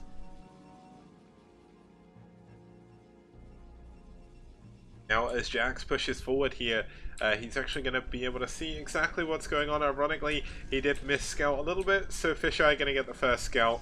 Not that there's too much else to say. I mean, we got a Cybernetic score coming up on this side. Should see a Cybernetic score coming up on this side as well. Now, one of the funny things about PvP, and I don't actually think you can really do this in any other mirror matchup, is because the probe stays alive so long in the base. PvP is a game, or is a match where you don't technically need to know any builds. Because in PvP, as long as you can keep the probe alive, you can just do what your opponent does, just like a second after. So it's kind of funny how that works. I've seen it before as well. Like, you see one player do something, and then the second the other player does it, he reacts immediately by putting down a building. I guess the other matchup you can kind of see it in is ZVZ, but ZVZ is a little bit harder because it's kind of more on a knife edge. Like, anything can go wrong in ZVZ super quickly. So it's kind of like you can't really react, because if you don't build things as soon as you need to, you just kind of die. So obviously with tech you can kind of see that, but obviously with links and drones it can be a little bit more difficult. But PvP is kind of funny in the regard that it takes a very long time for the probe to actually die. You can see that here, the Zealot going to be chasing this for a while. Now as I say that, I cast a curse at the probe, so I do apologize, Jax, for killing your probe retroactively. Wow, we actually saw a mana pylon. I didn't realize that was a mana. I had no idea that was an enemy pylon. I didn't sort of figure that out, but he did glitch his probe out, so he's not going to be too worried about that. Obviously going to want to take that down, but that's actually going to be 75 minerals that Fisheye doesn't have for anything else. He is going to have to add another pylon back at home to make up for that one he's just about to lose. Citadel coming in here for him. His opponent going to be going in for Robo, so likely we're going to see DT 100%, or I mean, he could go into fast storm drop, but I highly doubt it. DT is kind of like the modern and the more normal follow-up after a Citadel early on one gate. But he's going to be either going in against a Robo with an Observer or a Robo with Reavers. So let's see exactly what's going to happen. Obviously things could get a little bit fishy. Yeah, and as Radley said, PvP has that moment of like kind of paused build order before the first Dragoon arrives, so like neither player wants to build anything because they don't want to show anything off.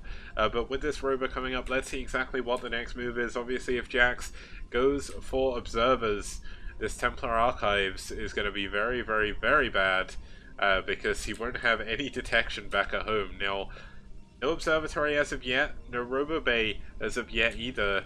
I'm keeping an eye on this probe because this is so important. It is going to be a Robo support bay. Now, it isn't impossible to hold against DTs with no Observer. We saw DeWalt do this, I think it was in BSL or it might have been in one of his ladder games. He actually used his Reaver to shoot his own unit to kill the DT on the ramp. Now, if he does that, obviously that would be a sick play and someone should clip it. But obviously if he doesn't do that, if he can't get the Reaver out in time, all of a sudden the DTs are going to be doing a lot of damage. Now, this is going to be a DT expand, something you don't really see too often. Obviously PvP it's a possible build, and in PvT as well. There are 3 Dragoons here, but they're not going to be blocking the ramp. There's no Observatory as of yet for Jax. Looks like we are actually going to see a drop into the main. Now, is this going to see the DT shimmering? Does he know? Oh, he doesn't know. Oh no. Oh no, there's going to be a DT in his mineral line. The Reaver's not even out yet. He's got nothing to shoot at with his Reaver. Oh, this isn't good. 1 kill, 2 kills. GG! There we go. 6-minute curse. Right there. I told you. I told you it can happen in a PvP. What else? What else could I say? PvP, 6 minutes. I'm a loss for words. That's it. Reaver came out too late, didn't have anything he could shoot at with the Reaver to kill the DT. He knew he was dead. I mean, he could have pulled his probes, maybe tried to hold on, but that happens. Like, that's just what happens in PvP sometimes. Someone goes DT, the other guy doesn't go Observers. Is there a better matchup? I'm not too sure. We're going to get into the ace match, though. When we get back, after this, I'm actually just going to quickly, hopefully, see if this will work. I don't know if it will, but I'm going to give it a go anyway. And going to report the win for Fisheye there, and that's going to take us into the ace match. Obviously, that's possibly the more, well, the cooler way of doing it. But we're going to go into a PvT. I know the up next box says PvP, but it is going to be a PvT. And if you guys want to guess who's going to be, I'll quickly throw it over the intermission while we load up the next game.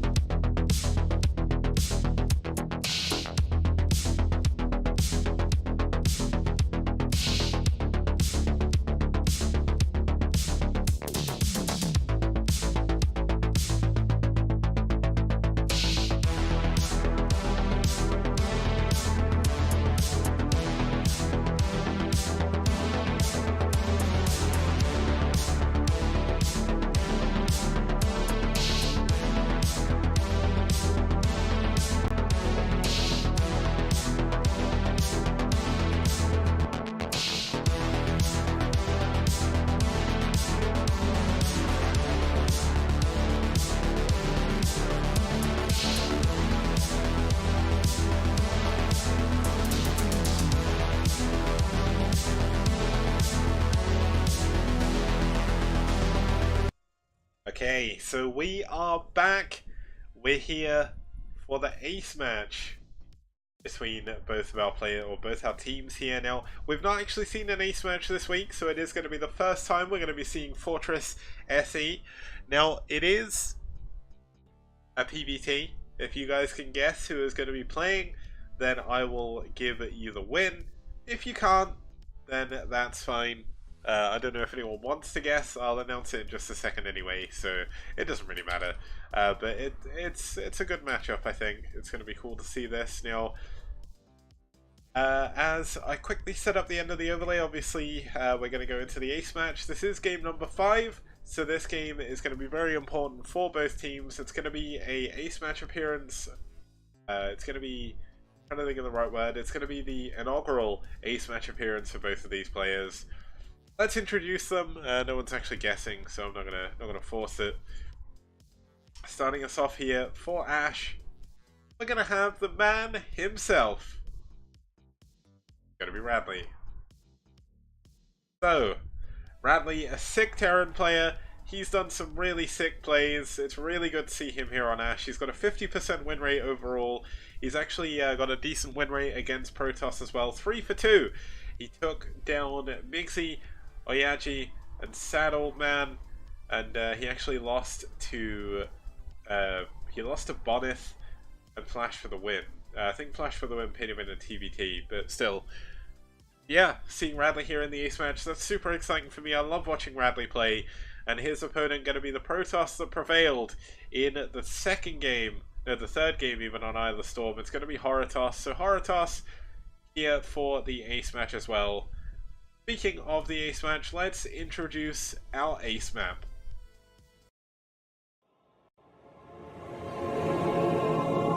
Okay, well, it's not going to be this, it's going to be Fortress SE, so well, let's skip it, let's go straight into the map stats because that was broken. So, it's all good. Don't worry guys, I tried to do something clever and it didn't work. So, Fortress SE, 4-player map. I'll go through it a little bit. You know what I can do? I'll bring up my whiteboard. I've not done this for a while, but it is the ace match, and I love this map. So let me just quickly load this. Should take me a second. Just need to find Fortress SE here. Now, let's hope this works straight away. Looks like it is going to, so that is good. So when we're looking at our player spawns here, we are going to be in relatively close positions. We've got our Protoss player spawning down here, and we have Radley spawning over here. Now let's just double check that's actually showing on stream. It is, and they both look like ones because I can't draw. So this is going to be funny. One thing to note about this map is you can see these installation gates in the 4 corners. Excuse my terribly drawn circles. These are certainly not great, but no units can pass through those, only workers. You can see if you zoom in enough that you've actually got the minerals there to mineral walk through. Okay, so Hitmob was gonna rematch. Okay, well this is good because we get to see you, Radley, and that's always good. If we're actually having a look at this map in itself, there's a lot of, okay, this is gonna probably look really dodgy, but just to look here, we have a large amount of airspace around the main and a large amount of airspace around the natural. You can see there's going to be a lot of movement for both players if they go for dropships. Now Radley is a very, very creative Terran player, takes a lot from his idle boxer in that regard. Obviously we do have the same kind of airspace for Horatoss, but Horatoss is in a bit of a better position. When you look at Horatoss's natural down here in the bottom middle, it's actually further away from Radley, so drops coming in are going to have to come all the way around the map to try and do that. Obviously that leads possible Dragoons in the center of the map to intercept and other problems like that, whereas Horatoss with his shuttle is going to be able to go straight behind over these walls that Radley is not going to be able to see. Concert hall reverb.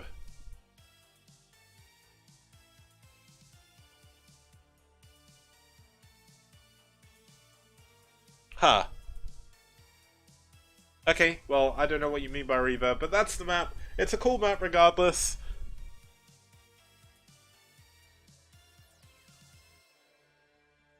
Thought more of something like Kickstarters. Kickstarters?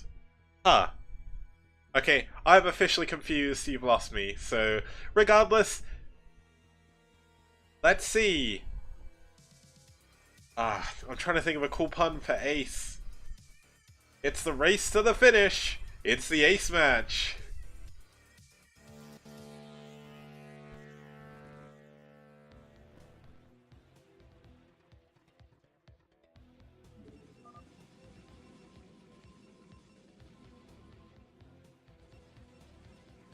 Okay, starting us off here in the bottom middle position, we do have the purple Protoss fighting for red. It's hit 'em up. It's Horotos even. I had one job! One job! Okay, and his opponent spawning up here in the right hand side of your screen.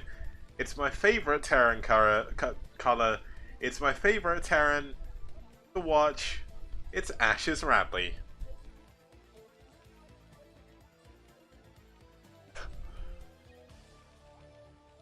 And yeah, this is quite possibly the meeting of the best colours. Purple Protoss is without a doubt my favourite Protoss colour. And Orange Terran is my favourite Terran colour. So I nearly said Orange Terran is my favourite orange colour. Yeah, nice. Good job, Kicks. Killing esports. I gotta fill in for Rapid here, so I'm gonna kill esports double. But yeah, Orange Terran. Okay, so my reason for liking Orange Terran so much is because whenever I used to watch Fantasy back in Pro League and he won, he was always playing Orange Terran. Like, always. Always. All the time. You know, and it was brilliant. It was great. Orange is the colour of champions. You sounded like an inside a huge hall, then you said, I tried something and it did not work. Huh. Okay, I do apologise. Orange Terran does not alliterate. All of my favourite phrases don't have to alliterate. They can do, like Purple Protoss. The thing is, there's no colour that rhymes with Terran. Like, if you were going to call Teal Terran, but Teal Terran is bad. Like, Teal Terran's okay. Orange versus Teal is a pretty good matchup in TBT, I must admit. But yeah, Teal Terran's fine. Wait, is the stream still up or has it gone offline? That is so weird. Orange Terran has been destroyed using the Sire Mirror in the original Terran campaign. Oh my god, that's true. Poor Orange Terran. Yeah, it's really weird. My dashboard is saying the stream's offline, so luckily enough it's up. Otherwise I'd have to sort that. Now Radley gonna go in to a factory off of one base here, not surprising, gonna pull off of gas, so he's gonna be going for an expansion behind this. Getting a good scout off here is Radley. He'll see the probe coming from that direction though. Possibly need to turn around.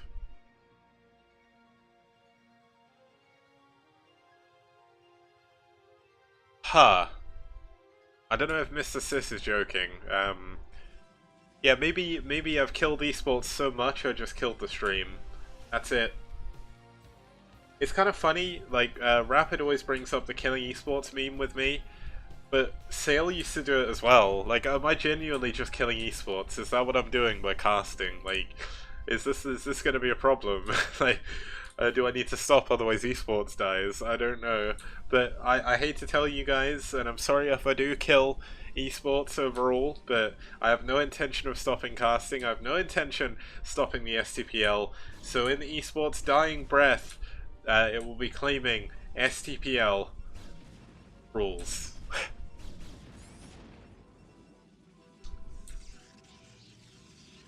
Okay, double gateway here for Horotos. Probably going to go into a 28 Nexus here. Radley going for a very, very modern build here. Going for the bunker expand with siege tanks most likely. Could be going into mines, so that wouldn't be too surprising.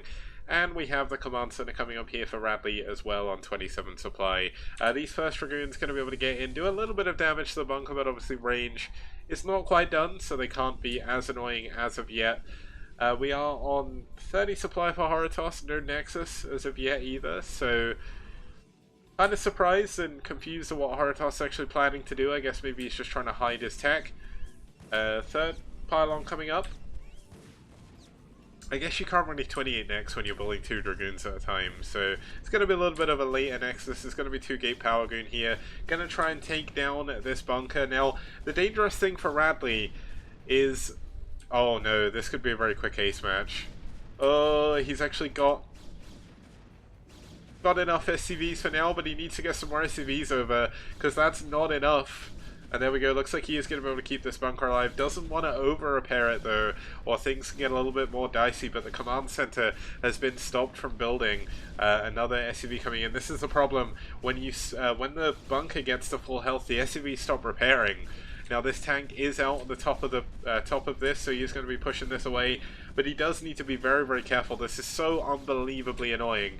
This tank actually going to be in a little bit of trouble until siege mode can come up. I'm just kind of keeping my eye on this bunker, because if this bunker goes down, this is going to be a horrific, horrific situation for Radley to be in. But Radley is very on top of his repairing. Good target firing on that tank, doing a good amount of damage to all of the Dragoons over here. Now Robo is on the way. This is likely going to be for Reaver, but it could just be for a Bulldog.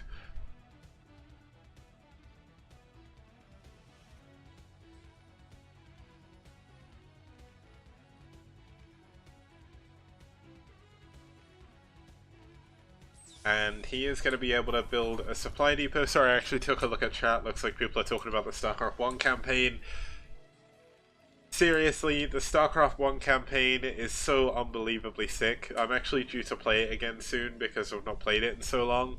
But Brood Wars campaign is definitely better. Like, I don't know what it is, but I really like the UED. Like, the UED are my favorite, like, branch of the Terran. Because it's just the... It's just the idea that, like, the Terran are obviously these ragtag group of, like, convicts that were sent to colonize the solar system. And then all of a sudden, Earth show up, the United Earth Directorate, they push forward, they've got, like, amazing tech. They're basically coming out there just to, like, test on humans, almost, what the Psi Disruptor can do and how they can control the Zerg. And they're just so badass, like, it's so cool. I don't know why, they're just like, they're kind of the villains, but they're just kind of cool because Dugal and Stukov rock, so yeah. That's my little bit of nerdgasming over the campaign.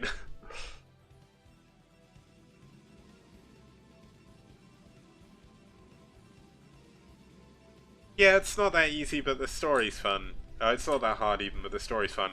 Although you say that, yeah, campaign spoilers. I'm sorry, guys. The game came out in 1998. I should have been a little bit more. I should have been a little bit more considerate of all the people. But it looks like the Observer going to be coming in. Going to see that there's a second factory on the way.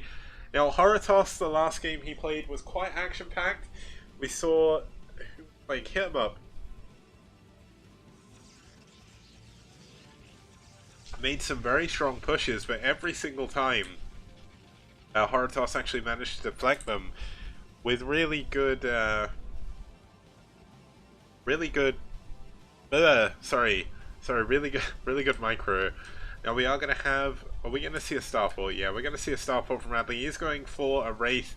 Now the Wraith helps him clean up observers as soon as he's got an Academy and scans. We should see those coming down fairly shortly.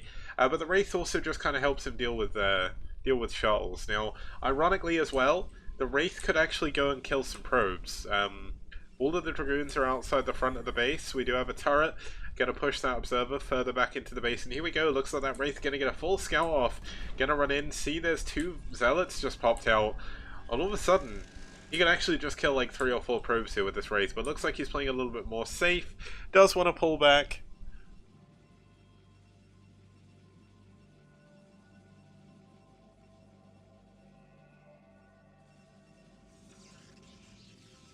And Nexus up here for Haratos.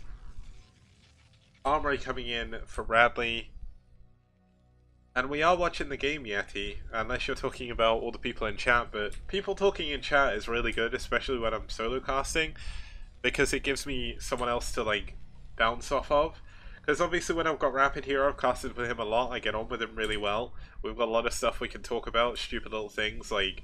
That's why in a lot of games when there's downtime, like Artosis and Tasteless, we're just going to movie references and stuff, because it's it's kind of strange, but it's nice to be able to bounce off of someone, and obviously we get, oh wow, triple wraiths coming in here for Radley. Radley does not want to die to shuttles. Oh, oh Radley, Radley, you're going mass wraith against Haratos, aren't you? Oh, you monster, mass wraith, mass wraith in a TBP. Who does this? Radley. That's who. Radley is amazing. Just saying. Now, I would have liked to see some ghosts, but wraiths are fine too. Like, when do you see wraiths in TVP? Obviously, they're really, really good at taking down shuttles, but there's no shuttles. And look at this! He's gonna kill the probe building a third! No, he's not. He's gonna fly over. He's just doing a big scout, that's all. But he should come back and kill this probe. Delaying that third base is going to be incredible. Now obviously the probe did see the fact there are 3 wraiths. The observer is in the main, going to be able to see that there are more wraiths on the way. But yeah, Radley getting a perfect scout, going to see exactly what's going on the map. Does get through the main as well. We're actually going to see a cannon in the mineral line in both of them. So Haratos definitely does not want to get caught off guard by this. And then we're going to see double upgrades coming in from Radley. A couple of scans going down. Going to take out that observer.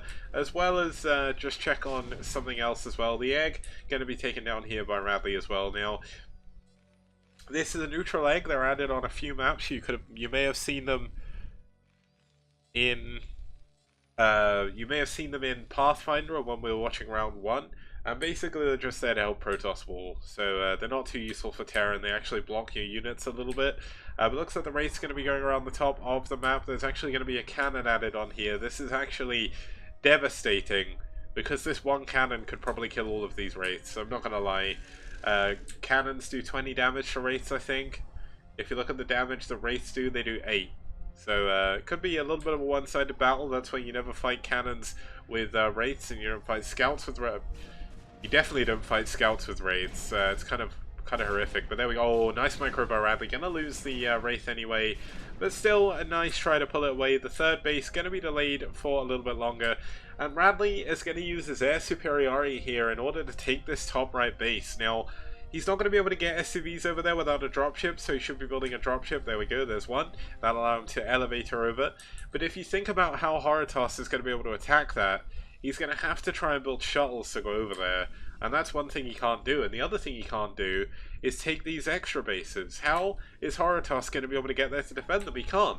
He doesn't have anything that shoots at air. Now, the funny story is when you see wraiths against Corsairs, because Corsairs completely annihilate wraiths. It's not even funny. Like, you see TBT, and you think Valkyries do a really good job against wraiths, well, multiply that by 10, and that's Corsairs. Like, it's actually just sickening watching Corsairs take on wraiths. It's not even fair. Like, Corsairs are so good against light air units. I mean, Valkyries are as well, but obviously their damage is a little bit more spread.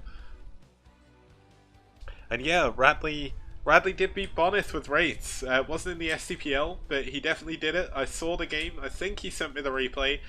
One day I do want to sit and watch it again, because I kind of skipped through it at one point. But Radley is just a really sick player. Now, look at this. This is kind of funny. So you see these zealots? They're going to try and go into the top right base, but you know what's going to come up? The wraiths. Wraiths are going to come up, and they're going to kill the shuttle immediately. Look at that. One dead shuttle. That's going to be another shuttle being built out of this robo if he ever wants to attack up at that base. Obviously he does have the option of going for armored attack, but he's not going for that. He's still on 2 base. The third base is only just now coming up. And Radley is going to be in a good position here. So looks like Radley going to take the bottom right base as well. Just okay. I know I'm like kind of talking about Radley a lot. Obviously he's helping me a lot with the production side of things as well as the database and things like that. But Radley, watching his games is a joy to play. Like, where else can you watch wraiths in a TVP other than the STPL and other than in Radley's games? This is what you say. This map is imbalanced. Like, I don't think this map is imbalanced against Protoss, because like carriers are ridiculously good on this map. Like, carriers are beyond broken on this map, and when you've got carriers, you can go for both of the side bases. And what are you going to do as Terran? Nothing. Like, Terran gets really screwed over by carriers, but unfortunately, Horotos has just been going for a lot of nothing. He's going for a lot of game. Oh, that's a nice mine. Gonna be taking a lot of damage now. Looks like the dropship's gonna go down, but the Wraith's cleaning up everything. How often can I say that in a TVP? Even the mine taking down the... Okay, is he seriously gonna kill a Nexus with a Wraith? Is that really what we're going to see here? We've got a second cannon coming in at the natural. He knows that things are looking a little bit worrying, but 3 cannons coming up at this third base. Horotos just hasn't played this map as it needs to be played. He's not gone for a Stargate. There we go. Wraith's killing a Nexus. Burn that one into your memory, folks, because genuinely, you are never going to see that again. I'm going to say that with all honesty, I doubt you'll ever see that. Now, the funny thing is that... Wait, how... Oh, there's an Observer here. Okay, so he's going to scan the Observer, going to kill the Observer, and he is going to be able to take down... Wait, what? How? Huh? Is one of the Wraiths, like, uncloaked or something? How are these... Okay, so an Observer coming in, he must have sight range or something. I don't get how he was seeing there. But yeah, you'll likely never see Wraiths again in a TVP, so just burn this into your memory. Remember the day people will ask you, where were you? On the 15th of March 2019, you were watching STPL, you were watching Radley play against Protoss, where he went mass Wraiths off of 3 Stargates, 4 Stargates. Does he have any upgrades as well? Oh wow, he's actually on 2-1 upgrades for Wraiths. Like, Radley, really, this is the best strategy. I love it. I love it, Radley. Wait, is there a science facility? Is there ghosts? Oh my... Ah, Radley, you just keep giving. This game is the gift that keeps on giving. Mass Wraiths, ghosts, another Observer gets sniped. And you know what happens when you don't have any Observers? You get nuked, right? You get nuked. Oh my god, Radley! This is monstrous. He's just getting so many Observers.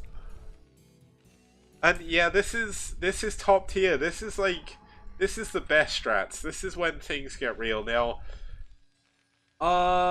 nuclear silo. Wait, did the ghost go down? Oh, the Observer! The Observer, he shoots his own Dragoon! Oh, the ghost goes down. The Observer gets out just in time.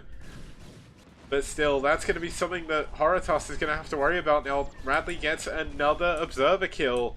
Just look at how many Observers Horotos has been forced to build. Now, we are going to have a Stargate.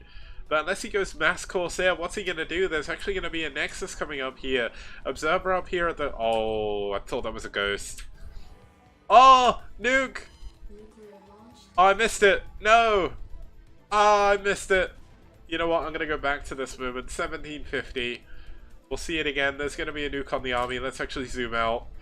Oh, Horotos doesn't know. Oh, no. Oh! So many units going down. Zealots showing how overpowered they are. Standing in a nuke. They don't care. Oh, Radley. Radley, you are the best. I love watching your games. There's only 1 nuke silo, so it's going to be a while before the next nuke goes. Radley is too good. That's it. He is... nukes, Wraiths. Not a 6-minute game. Is this the best day? I said before I got to go and see the new apartment that I'm going to be buying. It was absolutely amazing. I'm going to be so happy there, hopefully. And now this game. Like, today could not get any better. Like, I don't know how today could possibly get any better than this. This is just... This is peak gaming. Like, obviously Radley versus Horotos. Horotos, oh... There we go. The nuke coming out of the silo. I got it that time. Oh no, adding another cannon here. This cannon's going to go down. You can see the red drop, or the red dot even. Needs to be careful with the Wraiths, though. Horotos! Horotos! Kaboom! And the Wraith's gonna kill another Nexus. Oh, the Dragoon's coming down here at the last possible second. But can he get the Observer again? Looks like he's scouting for it. Gets the scan, gets the Observer, and this is going to be another Nexus going down to pure Wraith and a nuke. As I said before, he needs to get the Wraiths away, and he does. Radley, thank you so much for this game. And this most certainly could be one of the best games we've had in STPL in terms of pure fun. Like, nukes, wraiths, just completely bonkers. Another nuke is coming on the way, almost finished. Gotta keep an eye out for another nuke. We're gonna have another base being added up here in the top middle. Horitas is kind of mining out in his main, kind of mining out as an natural. His third base went down. Fourth base is unfortunately very, very late. Looks like we are gonna have... Oh, I thought there was another command center going up here, but not quite. But now comes the push. We've got 2 on attack on the ground units, 2 on attack on the air. Horitas with a lot of damaged zealots from that nuke earlier is going to be in a lot of trouble. Now, where exactly is this third nuke going to go? I don't even know. Oh, even repairing the wraiths. This is good. Finally, some delicious food. I don't want to swear, but imagine that Gordon Ramsay meme. That's me right now. Yeah, I'm gonna propose to Radley. That's it. I'll do that to keep my EU citizenship once Brexit happens, because I hate Brexit. I want to be an EU citizen.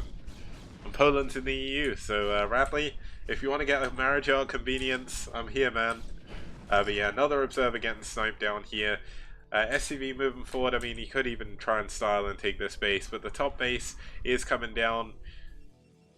We are going to see an Arbiter, but you know what kills Arbiters? Wraiths. You know what doesn't kill anything? Arbiters. Like, I almost feel like Horitas just doesn't really know how to react to exactly what Radley's doing, and I mean, I'm not surprised. When are you ever gonna see a game like this again?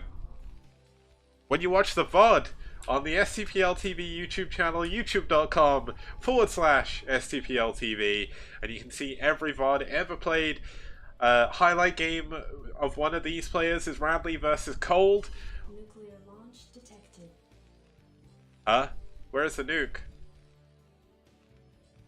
Where's the ghost? No! Not like this! Oh, I caught it! Another nuke goes down on the army, and Horitas is certainly going to be having nightmares about this game. Yeah, half-price Archons would be really good against Wraiths here. But the Wraiths coming into the main base, oh my god, there's like 2 control groups of Wraiths here. They kill every Dragoon. +3 attack is done. Look how quickly they kill buildings now. Radley doesn't care about, like, not game knowledge. He cares about game knowledge. He doesn't care what you think you know about the game. Radley knows that, and also knows something else. And this is that something else where he's like, yeah, Wraiths, they're not meant to be good against ground. Well, you know what? When you got 3 control groups of them, they're gonna kill everything. Okay, maybe not. They're not gonna kill Dragoons. I lied. I'm sorry, guys. But, yeah.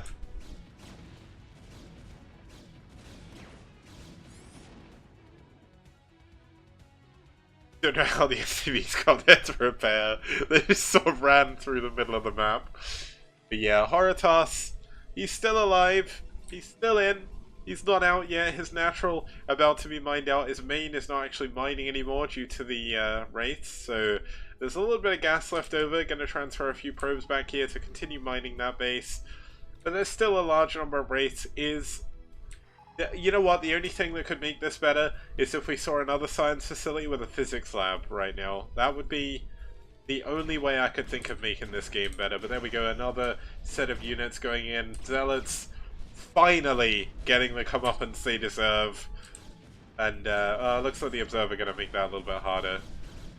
But one thing I will say, Horitas has been doing a good job with his Observers. Like, that's all the Wraiths gone now. Is he still building more Wraiths? Yes, he is. Oh, Ghost. Come on, this is going to be cool. Where's the next nuke? Next nuke. Nearly done. Still only one nuke silo at the moment, so that's a little bit unfortunate. But the Ghost does go down, so he's not going to get nuked again. But 3 wraiths in the main. Going to slow, or 2 wraiths, because apparently cannons have infinite range. And Dragoons are going to kill up the other 2. So that's a little bit unfortunate. But this is the main story. Like, when you're looking at this map, Radley has so many tanks. Still has a lot of vultures. Now, this could be a big mind drag. Let's see exactly how this is going to go. Oh, mind drag! Oh, it doesn't actually do anything. Somehow, that mine does not go off. Oh, that's a big mind drag, but on all of the zealots. The tank's actually going to get saved here by the stasis. And Horitas actually taking down a lot of Radley's army. There is going to be a... well, there was a Ghost in here. The Arbiter going to go down to the Wraith. The Observer should go down as well. But Radley, despite having so many more bases, has playing too clever come back to bite him here. Because Horitas still has a relatively big army. These tanks mean so much to Radley. 3-2 upgrades, 3-1 for Horitas. Horitas still, though, is only on 3 bases. Now, looks like we are going to see Radley try and come in and save these, but this is still so many ground units. Here we go, the units of Radley coming out of stasis. There's nothing here to deal with the Zealots. Zealots taking out all of those tanks, but more tanks in the back. Great macro by Radley back at home.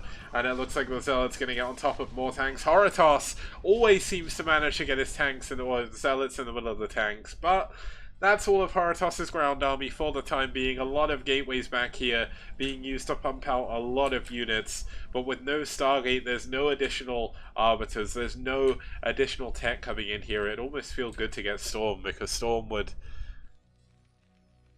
kind of be good. But no additional upgrades coming in from Radley. 3-3 done for his ground. 3-2 for his air. 3-3 could be coming in here. Another stop will be added on. Radley just continues to add more and more units in. He's going to be able to take this top middle base as well. Immediately going for the gas. The minerals are a pauper's game at this point. This is a game of gas. He's going for mass wraiths. The Templar Archive's even going to go down here to these wraiths. And the Dragoons in the middle of the map going to be able to take everything down. Please make an interview. I do want to do an interview with Radley, but here we go. Looks like we are going to have a final bust attempt by Horitas. He is going to lose his pretty much his tech back at home. He could even start losing the gateways to these wraiths. The tanks hold strong. Where is this nuke? Where is the nuke? It's at the 3rd. Looks like the probes have been pulled away in just the right time. But another nuke going down is always good to see. I'm going to stay here. I don't really care what's going out anywhere else. There we go. Nexus is going to go down eventually. The cannons are going to go down. If there's another nuke ready, this Ghost is just going to go there. The probe's being pulled away. The Wraiths have killed 2 gateways. Templar Archives, they're going to be able to focus down this Stargate if they want to, or at least get this Arbiter when it pops out. Now the Observer running away quicker than I've ever seen an Observer run before. A lot of the Wraiths going to be going down, but the Observer goes down. Yep. Oh, the Arbiter getting targeted immediately. And yeah, Radley is just in an overwhelming position right now. There's absolutely nothing Horitas can do to win this. The next nuke is almost finished. I almost wish he just built more nuke silos so we would have seen constant nukes, but Radley throwing away these nukes. He's up 50 supply. Doesn't really matter too much. Looks like the nuke has finished, so the Ghost should be coming in here. Here we go, the nuke coming out of the silo. Gonna be heading on over to the other base in just a second. Mass Wraith coming in here. Lots of units. Let's skim back over. Good moves on the probes once again by Horitas, but it's only a matter of time here. And whoop, nearly missed it. There we go. Boom goes the dynamite. Another Nexus being crippled. Dragoons coming in here with the Observer to try and clean this up. This is definitely the beginning of the end, though. Horitas has lost a lot of mining time to that. Never took the bottom left-hand base. And Radley is just pushing through with an overwhelming number of tanks. Regardless of how many Zealots you've got, you're not going to be able to take out 3-3 mech like this. And Radley looks like he's hit the nail in the coffin. And he's broken his way through the front of the base. Now, feedback isn't going to be that good, but Maelstrom would be really, really sick. I think Maelstrom affects mech units as well, if I remember correctly. But GG!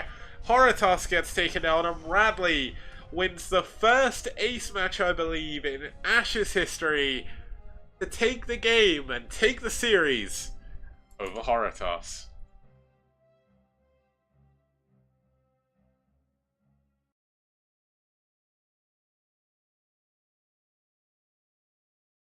So guys, what else can I say other than the STPL is sick? Radley is sick. Horatoss, unfortunately, didn't really know how to play against his opponent there, and that really did show.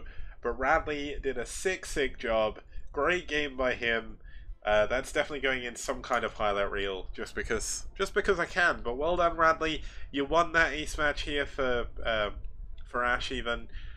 It's a really good return to form for you as well. I know you've not really played too much when you were playing under Net Wars in round 3. You played a lot more in round 2.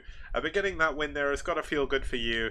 And also, it's got to feel good for aSh because it gives them another win on the scoreboard and gives them a little bit more hope as they head towards the next season of STPL. Obviously, I believe they're out already. They can't qualify, but showing off a win like this against Red, who are a relatively strong team throughout round 2 and round 3, is a really good result. And speaking of the results, let's have a quick look back to see what we went through to get here.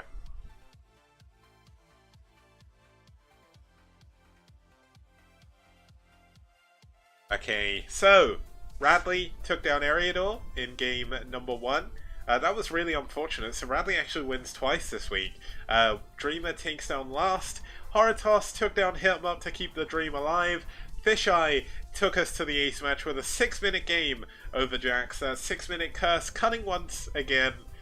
And then Radley with an amazing setup for our ace match. What a better way to end the series. Now that isn't it for the STPL today. We actually have another series coming up after this. There's a little bit of beef here between these two teams. I'll explain it a little bit in a second. I'm just quickly loading up the break video so I'm not showing the same one again because I keep showing the same one when I mean to change it. But we're going to have a look at a few Christmas Cup highlights while I give my brain a rest and also my okay, let's try that again. So while I give my brain a rest and my voice a rest for about 5 minutes, I'm going to throw it over to a highlight screen and I'll see you guys when we get back for Rev versus Foreign Brood War.